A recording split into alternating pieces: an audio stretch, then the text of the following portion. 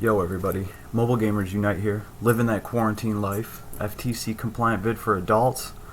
So, I'm sorry to everybody that I haven't been around to make vids because of the virus that's going around. I'm sure you all know of and have heard too much about by now. Things have just been really hard. I do work in the medical field, so I've actually went to the hospitals and I've seen the desperate people.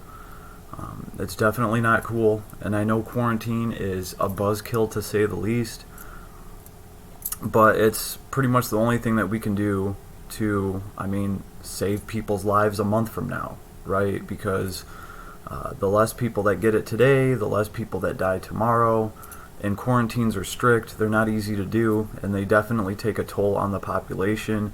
Even the YouTube community, I've noticed in the past week or so, has kind of gotten a little bit toxic. I get it. People are quarantined.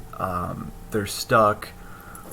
I even feel like I've been kind of a hypocrite. I told other content creators, I was like, you guys got to keep making content because you owe it to your subscribers.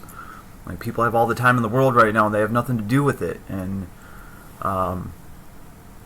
yeah, and here I am. I haven't been able to make any vids. So I'm sorry to everybody out there. But I do need to remind you guys that this is just a hobby for me, and right now, because of this disease, my whole business is on the line. I'm sure a few of you know I run respite care facilities, so when we get a sickness like this, it can just close facilities down. So I've been running around dealing with that, like I said, going to the hospitals. It's not like you can even really get into a hospital because a nurse will stop you at the door. She had her glove on and everything. She was like, "Whoa, stop right there." I didn't even get 20 feet to the door. So hospitals are very, very scary places right now. They're not taking people, at least around here. They're not. They're stopping you at the door and screening you. But all in all, it's not a bad time to sit down and play some of your favorite gacha games. Right? That's what we got to do right now. It's the best thing you can do under a quarantine is stay away from other people, play your favorite video games. So luckily for us, Last Cloudia did just release their latest installment of the game. So that was really cool. Was very happy about that. And along the way, we also got Arena. So here's another reason why I didn't record earlier. I wanted to take some time to actually run Arena so we could talk about it, so I could at least know what the hell I was doing in this thing. So I've at least ran a couple hundred fights. I know my way around a little bit. Oh look, I love the translation. It can receive. That's right. Ladies and gentlemen, boys and girls, if you win 2 of your arena matches every day, this little chest will say, "It can receive!" exclamation point. And then you can click on this chest and you will get, you'll get a mother soul, and I don't know if those mother souls go up if you get to a really high rank or something, and you get some energy, right? So this is really what Arena is giving us. I haven't seen anything else up for grabs from Arena, but it's fun and it's addictive. I love the way that it looks. I like the screen for it. I like the background. I like the little animation they give us here. Would you stop, kitty? Would you just stop? Chill out. So definitely love everything that they've done here. And I gotta say, the arena matches are addictive. It's hard for me to go in there and just run 1 or 2 of them. I want to keep running them. So that's cool that this game is giving us something like that. So, okay, you know what? I'm gonna let this bastard cat out. 1 second, guys. All right, go. There. Act like you can't open a door. I know you can. All right. Sorry about that, everybody. Anybody that has a cat knows what they're like. He was not going to stop. So right here, it's looking like you're pretty much gambling with your trophies. Like this fight right here, if I win, I earn 1 trophy. If I lose 68 of them. And you can pay a little bit of Zill to try to find a different match, something that is maybe easier for you to win. Or maybe you like a challenge and you want a fight that's going to earn you 100 medals at a time. I have seen them offer fights like that, it will be somebody that has a lot more medals than you. And if you win, you get 100 medals. If you lose, you're really not losing much. So I say take those fights and try your luck, because you're not really missing much anyway. But when fighting a lower ranked player than you, if you lose, you will be losing quite a bit of trophies. And if you win, you only win one. So you got to kind of keep your winning streak going. I should only get one medal for this. That's arena points. I don't even know what the deal is there. But here you will actually see it giving me one trophy for my little victory over here. So that's pretty much how arena works. The other thing too is there are people joining arena every day, and the rosters are filling out. So I've actually went up and down in rank from just sitting there. So that's a good sign. It means a lot of people are building up arena teams. A lot of people are actually trying to do arena, and it's fun. It's not like the most competitive thing in the world. It doesn't have to be like that.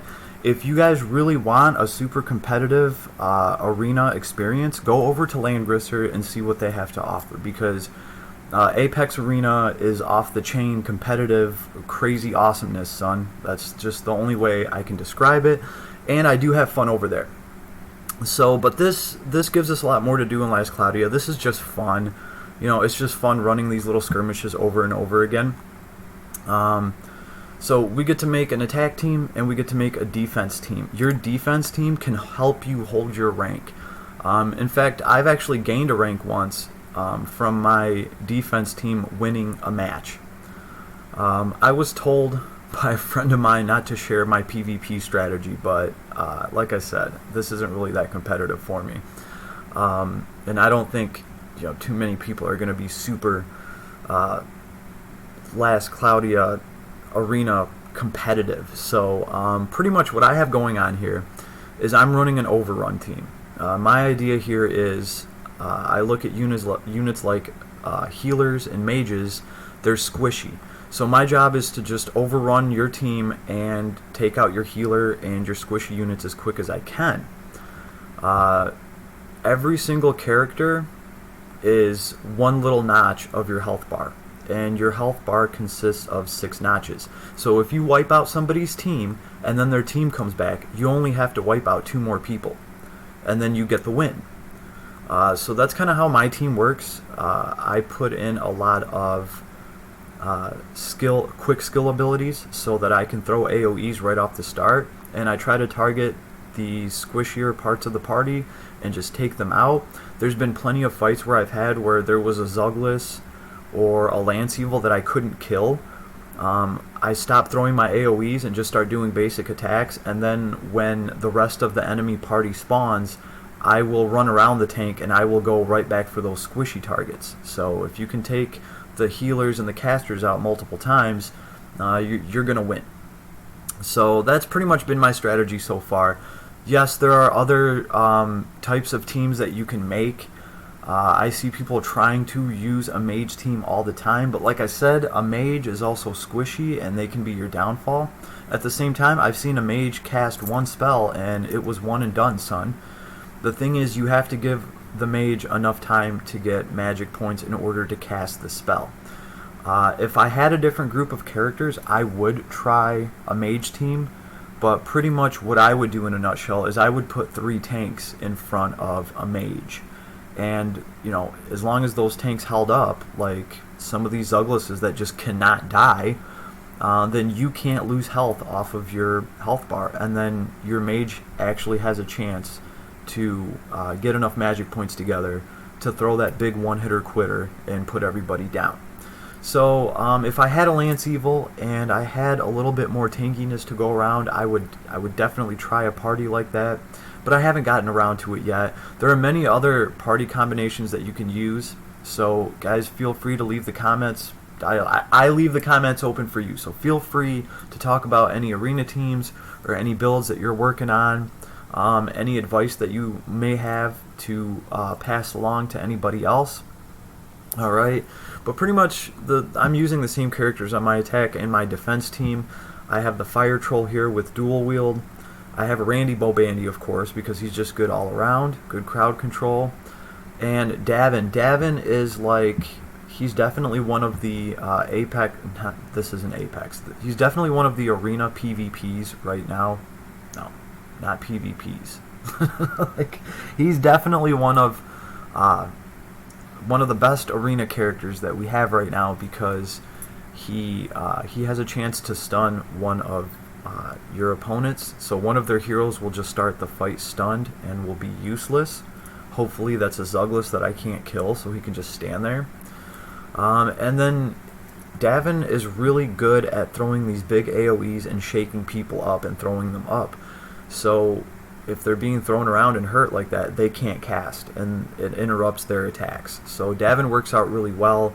I was fortunate to actually pull for Davin and get his weapon, and I enjoy using him a lot. But him, Zuglis, they definitely stand out in Apex. I keep wanting to call it Apex, damn. They definitely stand out. They are definitely some tough characters. But there are many others, so like I said, feel free to let me know what you guys are doing for Arena, what's working for you, and you might just help some other people. But other than that, it's just for fun, really. I mean, we're going to get some energy here. I guess you could look at this as a free-to-play player's way to get more energy to level up their arcs. I don't remember how much I just got, but it was a pretty decent little amount to get every day. Energy is the most expensive thing in this game. If you're 2,000 blue energy short of leveling up an arc, and you try to buy that flat out, they're going to want like 40,000 lapis or something ridiculous. So this gives you a way to get that energy, right? That can go a long way to leveling up some of your arcs. There is, in the shop, there is a way to double how much soul, the soul gain booster right here, but that costs 500 lapis. Oh, and it's 500 paid lapis, so it's not lapis that you can grind out. You do have to spend $4 or whatever it is to get your 500 lapis, and then you can get double the energy for there's a time span there, it's a window. I have gotten the soul gain booster before. I will vouch for it. It's definitely worth it for only 500 lapis because of how much energy you get, and that's going to let you level up your arcs. At least that's what I've been using it for. So Panda, this is where it's at. It's in the shop screen. I had Panda ask where this thing was. She was looking for it a while ago. Here it is. You go into the shop, you look to the left, bam, that little box right there. Alright, so moving on, we've covered Arena. Alright, let's talk about banners. What is up right now? The collab, well, first of all, we have Lily, which we have to discuss. She's a bad little ombre. We're going to be talking about mages in general, because one of the questions that I've seen is, well, which is the best mage? Like, we keep getting all these different mages, which one's the best? And I get it, people want to know, because, I mean, you might just want to know what the best mage is, because you might just want the best mage, period, and you don't have to get all the other ones. I don't know, everybody has their own reasons, but I have seen the question asked a lot. It's really hard to tell anybody who the best mage in this game is, because we don't have a damage formula to look at, right? I can make bits and pieces of it. I know it's going to be, your stat times the ability modifier for the spell that you're using. Is there a weapons variance? I don't know. Is there a staff or rod variance? We don't know that. Then we have crit. Critical has to be factored in there, and how much critical damage you get if a crit does occur. And then we're going to take all of that, and we're pretty much going to subtract it from your enemy's his mind stat, his magic defense, whatever you want to call it, and any elemental resistances, because, well, most mages cast with an element. So it's a pretty gnarly damage formula, and since we don't really actually have any of the numbers and values, there's so many X factors that we just don't know about in it, it's really hard to kind of size these mages up against each other. But I can go through and I can talk about most of the different mages that I have, and how that mage in particular tweaks the damage formula for themselves to make them stand out. amongst the other mages. So we can cover that. Let's start with the newest, right? So this is Lily. Here's a picture of her. I do not have her, but thanks to somebody on my friends list named Lily, who actually has a level 100 Lily, I've been using that Lily for the past couple of days and really looking over her. And pretty much in a nutshell, what I get is this. Lily, the first advantage that she has is she can choose whether she's going to go with light or dark. And she's going to get bonuses to both of those. Most mages are only going to get bonuses to their one main element, right? If you have a fire mage cast an ice spell, it's going to be a standard ice spell. That mage isn't going to be able to use anything in her kit to power that spell up, like if she was casting a fire spell. She probably has an increased chance of getting crit with fire. She probably has extra damage with fire, but that's not going to apply to ice.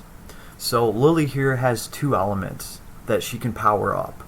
That kind of goes a long way, because no matter what you run into, it's going to be hard to find something that has a really high resistance to light and to dark at the same time. So Lily's always going to be able to take the path of least resistance. That's very useful. Lily is also a crit mage. What I mean by that, she's just like the Leela that we got, and we'll look at her too. What Lily gets to do is she takes a 60% damage penalty to her spells, but she makes the spells have twice as many hits. And I know that doesn't sound like the best trade-off because we're losing like 10% there, but what you guys got to realize is she's going to get crits with dark and light, and the more hits the spell has, the more chances of her getting a bunch of crits in there. And then when those crits happen, there's going to be a lot of damage in there to make up for her doing less damage in the first place. So it's kind of RNG based. There's not an easy way to sit down and say, oh, Lily's going to do more damage than this mage. I mean, yeah, if Lily rolls a bunch of crits, right, she can, you know. At the same time, Lily could only roll 1 or 2 crits, and the other mage could come out with more damage on top. But Lily is definitely a very powerful mage, and more often than not, she's going to be able to cast on an element that you're weaker to. Like she at least has those 2 elements to choose from. If we look at some of my other mages, how about this girl right here? God, I love her. Elsa. She's just so great.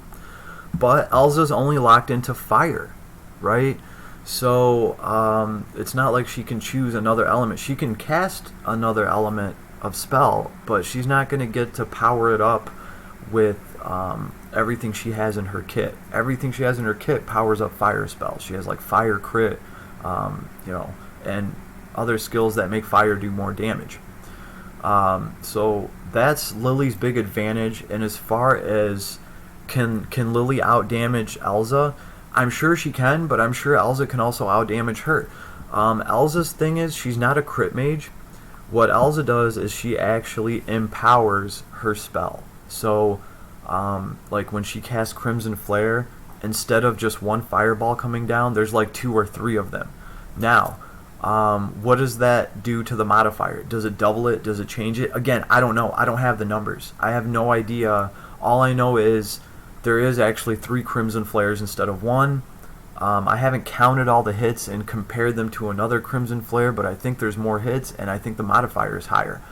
Is all of that enough to make up for another mage that has a really high crit chance and is banking off of crits?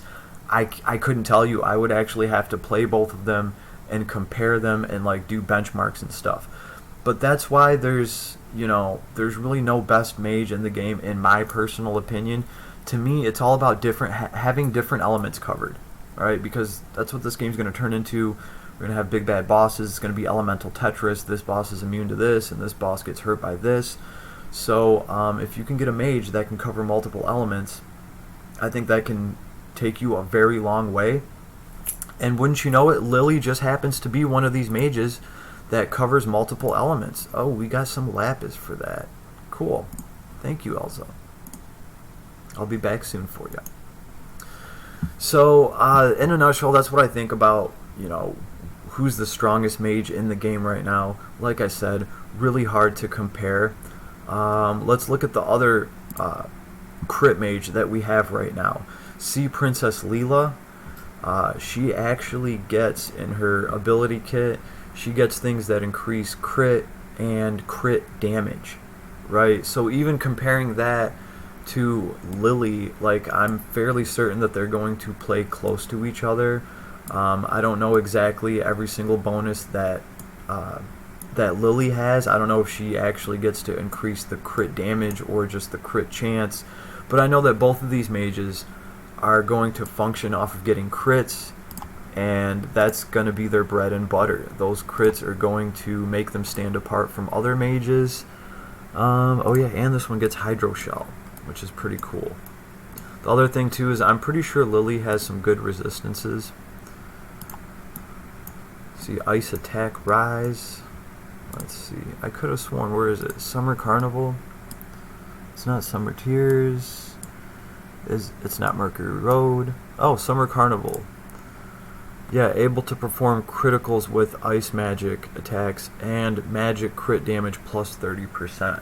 So, I wish I had Lily's kit to look into so I could make a better comparison. But it does seem like Princess Leela and Lily are taking the same path in order to make damage, right? They're going to be trying to spark a bunch of crits, and they're going to be raking in the damage off of that. So I think a mage like Elsa, though, she's going to have... I don't think her damage is going to peak as high because she's not going to be able to score all those crits. But I think her average damage might be higher. And this is just a guess, a ballpark guess from me. So, in a nutshell, that's what they're doing with the mages. I can't wait to see what they do next. They're also giving us items right now that are starting to break resistances. Like Princess Leela has a staff equipped right now that when she gets a crit, she has a chance to reduce your enemy's ice resistance. That goes a super long way because she's going to get crits all the time. So now not only is she going to get crits, but she's also going to lower your ice resistance, and the crits are going to hit even harder. So there's a lot of things like that to factor, and that's why this is the best answer I can give to who is the best mage in the game right now.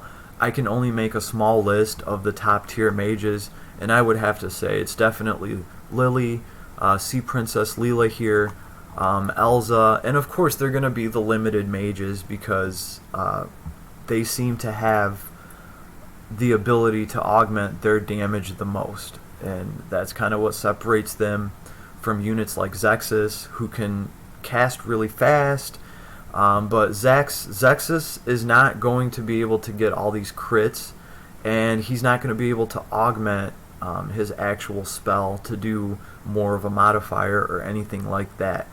So that's kind of what I see them doing with mages. I think it's pretty cool, right? It gives you something new to build and a different way to try to build up a character to do more damage, and ultimately it's more fun, and that's what we're all here for, right? So other than that, I've just been playing a lot with Zuglis, Davin, and I was really hoping to pull Lance Evil so I could try to do an arena build with him. My mages are staying out of arena for now until I can actually build up a super strong tank force to stand in front of those mages. So that's pretty much what your boy's been doing, besides trying to dodge the whole Corvid virus and keeping my business alive. So I hope everybody out there is doing awesome, and I hope you guys are all enjoying Last Cloudia. The gameplay so far has been great. Oh, look at that. I had a successful defense. Like, this can help you, well, I gained 1 trophy. Yeah. And then I lost 45, or whatever. Yeah, guys, don't take arena so seriously.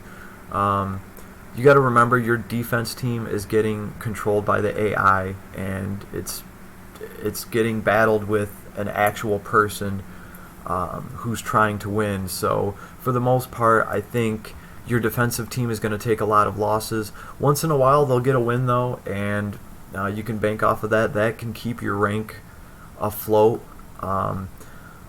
Interestingly enough, about Arena and rank, I did, when I was actually trying to play Arena and seeing what I could do in it, I did get my rank all the way up to rank, it was like 89, and then obviously as soon as I put the game down, my rank just started dropping. So everybody that's above rank 100, I applaud you, because you gotta obviously keep grinding that, and you have to keep running that just to keep your rank at under 100. I'm fairly happy here at 159, just getting my free energy and just having fun with it. I hope that's what everybody else does with it too, right? Let's not get too uber serious about this PvP thing, but it is cool, it is nice. They've added some more stuff to the game. So other than that, the banners that are up right now, we talked about Lily, we talked about mages, right?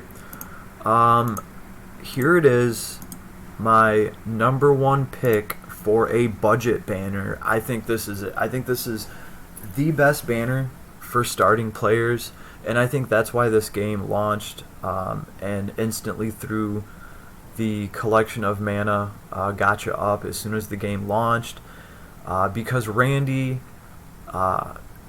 and Prim and Popoy, they can clear so much content for you. Like, Popoy is just an all-around mage that has a bunch of different elements covered. He can always be useful. And then you have Randy, who is undoubtedly one of the highest non-elemental damagers in the game. And then you have Prim, who can enhance Randy with different elements. So you can take all that damage that Randy's doing, and you can make it either fire or ice or whatever element she has. I know she has holy, and you can use that to slay bosses and do things like that. This is my number one banner pick for this game. Like, this is the banner that you want to pull on if you have a new account, if you're trying to make a budget account. Maybe you really like Last Cloudia, but you only want to spend $50. Well, here's your banner. Like, if I was gonna play Last Cloudia and only spend a little bit amount of money, I would probably throw it on the Secret of Mana banner, because it's pretty much guaranteed to yield you a character that is going to clear content for you. Or hey, maybe you're a free-to-play player, you started last week, and you kind of got like a decent roll. It might be a good idea just to re-roll your account and try to start off with a Randy. That's just personally my advice, because these characters can clear so much content. These characters pretty much come with a steroid shot in the neck. They come with 200 shards to power them up. So comparing a Randy to Zuglis, or anybody that you're going to pull right now, even if it's one of the limited heroes that's fairly powerful, they're not going to come with 200 shards, but Randy is. So Randy is going to be a cut above the rest. So is Prim, so is Popoy. Prim has Revive in her kit. She can be a solid healer, and she can still contribute some DPS with her little combos and stuff. She has an interesting little kit to play around with. And she also has enhancements that last longer than anybody else's in the game, which can save you a lot of mana. It can save you a lot of time. So Prim is definitely one of the best buffers in the game, because her buffs last longer. And like I said, Popoy here is just an easy mage build. He comes with a way to feed himself automatically. He comes with a lot of useful things that you don't have to pay for with SC. He covers a few different elements. He has a great kit. All in all, Popoy, he's a solid mage. So if I had to choose two starting characters for a completely free-to-play account, personally I would pick Randy and Prim, because you obviously have Zexus as a mage, and I would play with these two characters, because I know how much content you can clear with Randy and with Prim. But hey, if you want to go the other way, if you're a new account and you really want Lily, go for it. Go pull Lily. I wish you the best of luck. She can do a lot. She can clear a ton of content too because, well, she has two different elements that she kind of masters at the same time. And if you do pull Lily and you pay for it, you can pick these accessories specifically for Lily. What these accessories do is they power up one element or the other, right? There's two accessories. One powers up light, one powers up darkness, and they're just going to let her do more damage with that element. So, and hey, if you had to pull enough to get her, you could potentially buy both of those, and depending on what fight you're going to, you can equip her with a different accessory to further her damage with that element. The bell tower, the SSR arc on this banner, I haven't looked at it. I don't have it, unfortunately. That is something that I'm strongly seeking out myself. I will say this though, I have gotten fairly lucky with arcs. I've recently pulled, I think it was like the last two arcs that I didn't get. That's about the only thing I've managed to get off of the Lily banner. And you know, guys, it's no surprise. I knew this was coming. My luck was going to run out eventually. Pretty much like the past 4 or 5 characters that I've gotten, I've pulled them on like the second pull. It would be like my daily pull and then a single pull, and then I would get that character. Like, so I was clearing banners left and right. I knew my luck would run out eventually, but along the way, pulling for Lily, actually there was 3 of them. I got the Abandoned City of the Sea, very cool. What does this thing have? The Sea King armor, very impressive armor, 192 defense, 146 mind, 200 hit points, and it adds fish type to the user. So if you want to be a fish, you need the Sea King armor. Other than that, this arc, this is one of the important arcs for PvP, for Arena, in my opinion, because it does have stock skill 1 on it. This is something that I've taught to everybody, so as soon as the fight starts, they already have a skill to throw, and if your enemy doesn't, then, well, they're kind of shit out of luck because they're going to die. So this one has stock skill 1. There's another one that has stock skill 2. I have not seen stock skill 3, and one of the Secret of Mana banners, not banners, one of the Secret of Mana arcs has quick trigger on it. Quick trigger is going to let you trigger one of your skills at the very beginning of the fight. It costs 6 SC, but I use it, and it works out really well because you can start off the fight with your S3 fully charged. When that happens, Zuglis pretty much just wipes everybody out with his S3, and then I only have to kill the second wave. So keep an eye out for stock skill and for quick trigger. That's what the other one's called. Other than that, this is going to teach you Grand Brave at the very end. This is a very good enhancement. Boost an ally strength by 35%. Wow, that would be really good on Prim, because if Prim is going around throwing Grand Brave, it's going to last twice as long. So Prim only has to throw it once, and then she can just worry about healing and reviving or supplementing damage. Just supplement damage. Meh. But yeah, Grand Brave and things like this, they're really going to shine on Prim. So this is nice to have, and it's got that badass armor to work on. Let's see, we looked at that one. Oh, Terror of the Sea. This is a giant kraken. This thing comes with a badass axe. If I don't... Yeah, here it is. The Lapis Axe Jilvin. I know this is a gnarly axe. It's got 211 attack. It's a non-attribute axe, so it increases counter strength. This would be a good axe for the what's the old pirate's name with an axe? You guys knew? Bluebeard. Yeah, it's Bluebeard. Deborah, whatever his name is. This would be a good axe for him. It's a lot of strength. Even Davin could use this. Yeah, definitely, with all that axe mastery that he has. Then again, the axe that I have on Davin is Earth Element, so I don't know. I don't have this axe yet. If I had it, I would try it out, give you guys a better scoop on it, but It's only 6% there. I'm sorry, everybody. And then the last one, I was really happy about this because the Divine Beast arc, I already put as much ether as I could into it because this thing is gnarly as hell right here. Heaven's Cry.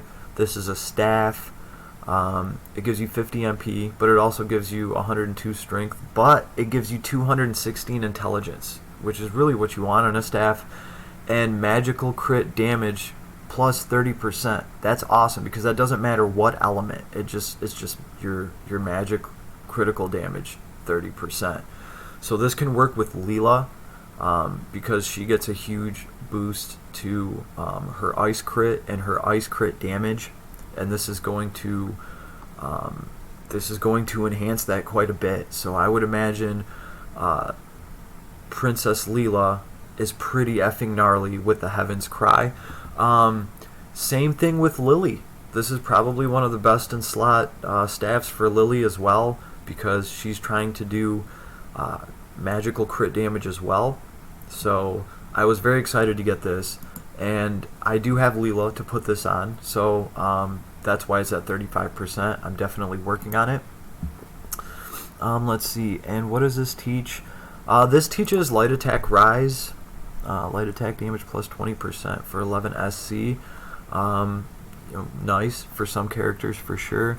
And Reinforce. I think Reinforce is important. When Special Gauge is full, Intelligence plus 30%.